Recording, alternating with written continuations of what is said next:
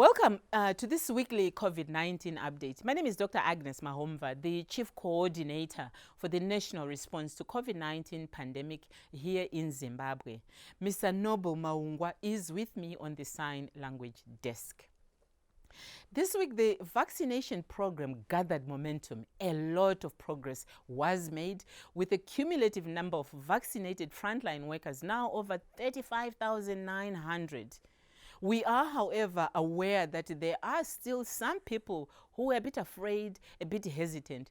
This is clearly very normal in any new vaccination program, in any program for that matter.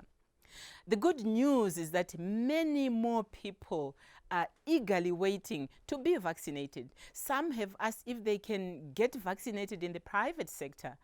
This is a true indication that people out there are really ready to be vaccinated and are rightfully exploring their options. My update today is therefore going to focus on guidelines on how the private sector, you out there and your family, your companies can participate in the national vaccination program. But first, let's review our recent COVID-19 statistics as usual. As of yesterday, Thursday, the 11th of March 2021, Zimbabwe's cumulative number of COVID-19 cases was over 36,341, with over 33,953 recoveries and 1,489 deaths.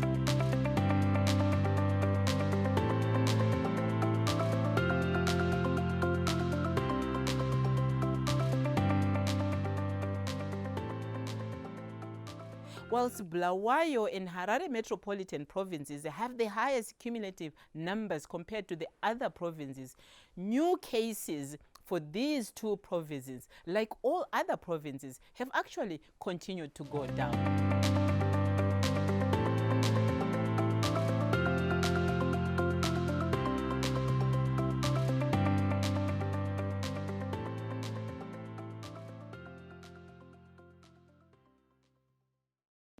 The national response is therefore back on track, and as has been demonstrated by the downward trend of our numbers on the epidemic curve, the pandemic is definitely being brought under control. The lessons we learned from the first wave contributed tremendously, I might add, to the current successes we took note.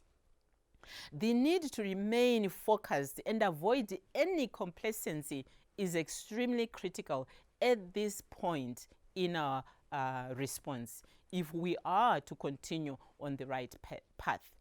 We cannot afford to lose track as we did towards the end of the first wave. We need to continue working together, especially on the vaccination program, which is a very important additional prevention measure.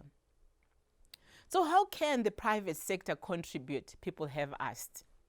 Can an individual simply buy a vaccine and go and get vaccinated by their private doctor? Can private organizations purchase vaccines and run vaccination programs for their employees and their families at their facilities? These are some of the questions that have come up during the week. Cabinet, in its meeting of 9 March 2021 this week, outlined the guidelines that must be followed when private individuals, organizations, companies, you name it, want to procure vaccines for themselves and for their employees.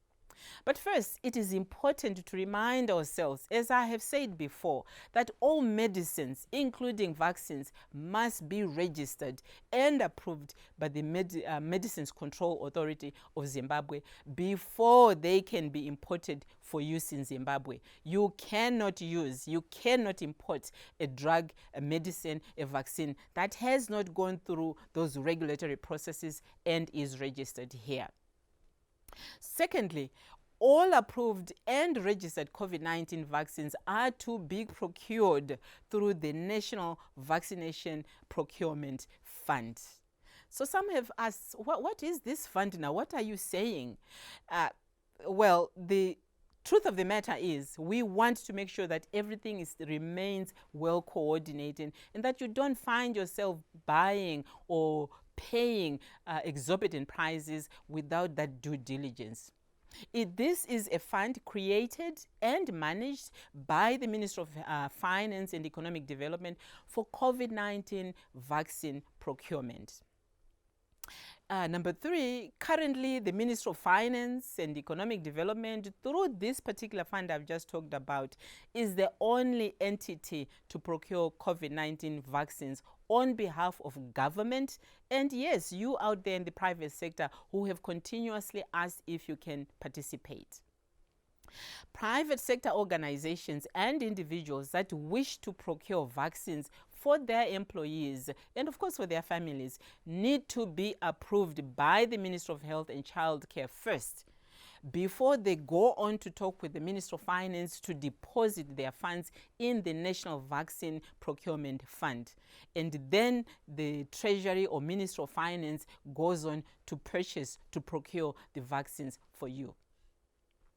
All vaccines for both the public, the private, are kept at the national vaccine stores under the Ministry of Health and Child Care. And this is because we want to make sure that cold chain or the national cold chain guidelines are strictly followed, especially to make sure that the vaccine remains safe and is efficacious. Remember, as I said at the beginning, it's not about you getting it and putting it in your fridge at home, your fridge at work, because those fridges are not designed for our vaccines, and hence you might actually end up with a vaccine that doesn't work.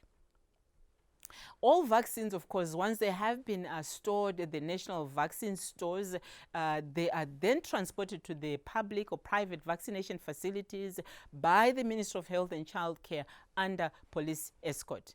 This is done once again to make sure that we pay attention to the cold chain process, so that by the time they get to your facility, private or public, the vaccines remain safe and they're still efficacious. And of course, when they do get there, only trained and registered healthcare workers shall be allowed to administer COVID-19 vaccines. I actually touched on this last week. This is because they are not just trained to do the actual vaccination, they're also trained to make sure that they're looking out for those side effects and informing you, telling you what you need to do if and when you get those. Finally, the Ministry of Health and Child Care shall issue all vaccination certificates regardless of whether private, public, the vaccination took place. Once again, I talked about this week where we're saying that vaccination card is very critical, as it shows you when you were vaccinated, who vaccinated you, what batch number, and so on. So as the cumulative number of those vaccinated continues to go up, let us take this opportunity to remind those out there that have received the first vaccine dose to make sure that when the time comes, you go for your second dose. It is so critical. You must, in the meantime, continue with all the other preventative measures that we have talked about here, even after you get the second dose. For those who have not been vaccinated yet, do get vaccinated when it comes your way, when your chance comes. In the meantime, you too must continue washing your hands with soap and running water, sanitizing your hands with alcohol-based sanitizers, social distancing, and of course, wearing your face mask properly. Thank you.